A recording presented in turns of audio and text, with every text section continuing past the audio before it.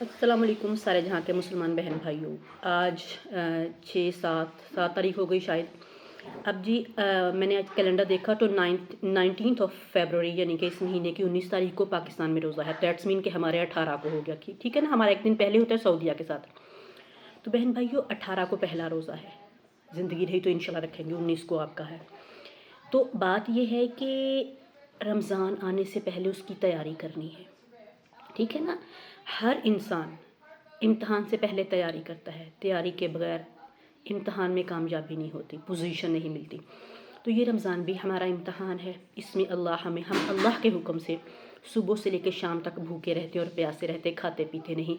ना अल्लाह को मुझे और आपकी भूख की ज़रूरत है, ना प्यास की ज़रूरत है, ना उन्हें कुछ मिलता है। लेकिन मकसद है, अल्लाह ने कहा इसलिए हमें पता लगे इस टाइम क्या हालत है वहाँ, जो हमारा पहला बैतुल्ला, वहाँ क्या हालत है लोगों की, हमें पता लगे गुर्बत क्या है। क्योंकि जब इंसान खाता पीता है उसको कोई एहसास नहीं होता भूख क्या है।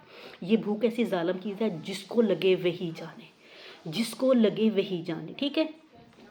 तो रमज़ान की तैयारी क्या है? दिलों को साफ कर लें, आपस में सुलह कर लें, टूटे रिश्ते हैं तो जोड़ लें, माफ़ी मांग लें। सबसे बेहतर है जो नहीं बोलता आप उससे बोल लें, वो फिर भी नहीं बुलाता तो कोई बात नहीं, अल्लाह की बारगाह में दुआ कर लें उसके लिए, ताकि आपके लिए नामा माल में हो जाए कि ये इसका दिल साफ़ है। दिलों को साफ़ करें बुग़्ज़ और हसद से, ताकि हमारी बख्शिश हो। अच्छा जी, अब दूसरी बात मैं आपको बताऊँ। पहली तो मैं ये बताऊंगी, अब देखें जिस तरह हमारी एक जुमा की नमाज है, एक ईद की नमाज है, एक फजर ज़ोहर असर मगरिब इशा है, ठीक है।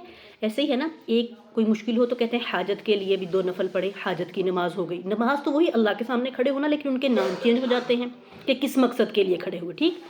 एक है तौबा, गुनाह करके इंसान खड़ा होता कि अल्लाह ताला मुझे माफ़ कर दें, वो तौबा की हो गई। ऐसे ही तरावी जिसे कहते हैं, ये होता है रमज़ान की नमाज। इन 30 दिनों में बहन भाइयों 30 तो होते हैं, 29 तो होते हैं, लेकिन 31 कभी नहीं हुए। 30 से कम तो हो जाते हैं, इससे ज़्यादा नहीं होते।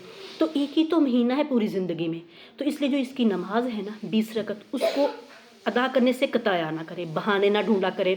20 ही है, 8 ही है, 12 ही है, 2 ही है, कहाँ लिखा है, क्यों लिखा है, ठीक है। एक अब मैं आपको बताऊं, ये 20 रकत होते हैं, ठीक है। अब मैं आपको बताऊं कि जब हम इसकी एक रकत में 2 सजदे होते हैं, हम एक रकत अदा करते हैं ना, तो उसमें हमें एक सजदे में 15,000 नेकियां लिखी जाती हैं, 15,000 नेकियां लिखी जाती हैं। और उस शख्स के लिए सुर्ख याकूत का एक महल बना दिया जाता है, जिसके 60,000 दरवाजे हैं, और उसमें कई हज़ारों दरख्त लगाए जाते हैं, सोने और चांदी के हैं। अब बात पे आए, अब आपने कहना इंसानी समझ से बाहर है कि इतना बड़ा महल हो, कोठी नहीं, बंगला नहीं, महल हो, जिसके जो हर सजदे पे मिले, फिर उसके 60,000 दरवाजे हों। इंसानी सोच कैसे समझती है? 60,000 दरवाजे हमने क्या करने हैं? हम तो देख ही नहीं सकते। तो मैं आपको बताती हूँ क्या होना है। ये जो हमारा सर के अंदर दिमाग है ना, हमारा सिस्टम, जहन, ठीक है ना, ये 100% है, इसमें सिर्फ 3% खुला है दुनिया में। 3%। सिर्फ आइंस्टाइन का 7% था। जब आइंस्टाइन की डेथ हुई तो उन्होंने देखा था कि इतना तेज़ क्यों है ये, तो उसका 7% था। तो हम सबका है 3% खुला, यानी कि 93% ये काम नहीं कर रहा, ये सोया हुआ है। तो जब हमने आखिरत में जाना है, क्योंकि हमारा मॉडल आखिरत के लिए तैयार हुआ है, उस वाले घर के लिए, यहाँ के इन गली बाज़ारों के लिए नहीं, उन गली बाज़ारों के लिए। जब हमने वहाँ जाना है तो ये अल्लाह ने 100% खोल देना है, जहन, दिमाग, सोच, ये फिर 100% खुला होना। अभी सिर्फ 3% खुला है, और हमारी ख्वाहिशात देखें, हमारी सोचें देखें, हमारे झगड़े देखें, हमारी चाहते देखें, हमारी ज़रूरतें देखें। जब ये अल्लाह ने 100% खोला है, ये 93% और खुल जाएगा, तो वो फिर महल हमारे जोगा ही होना है। फिर हमें वहाँ 60,000 दरवाजे ही सूट करने हैं। फिर वहाँ हमें मोती और महल और याकूत की चीज़ें ही अच्छी लगनी है। क्यों?